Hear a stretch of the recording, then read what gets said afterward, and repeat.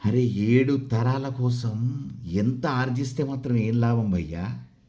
రెండో తరానికే నువ్వు కట్టిన ఇంట్లో నీ ఫోటో పెట్టే ఆసక్తి లేనప్పుడు, ఎంత సంపాదిస్తే మాత్రం ఏం లాభం?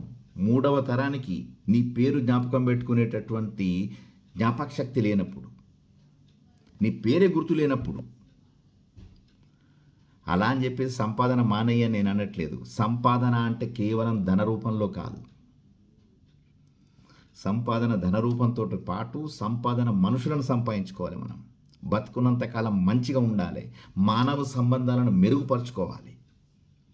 అప్పుడే మనం భావితరాలకు పోతూ పోతూ మనం ఇవ్వాల్సింది ఏంటి అంటే, మా తాత గిది ఇచ్చిపోయినాడు, మా వాళ్ళు గిది, మా వాళ్ళు గది అని చెప్పుకుంటారు. ఎందుకంటే నువ్వు చక్రవర్తి, అశోక చక్రవర్తివి కాదు, మౌర్యునివి కాదు, లేకపోతే మన ఉన్నారు కదా శ్రీకృష్ణ దేవరాయలు, అటువంటి చక్రవర్తులు కాదు నీ గురించి పుస్తకాలలో చదువుకోవడానికి, లేకపోతే నీ గురించి చరిత్రలు రాయడానికి.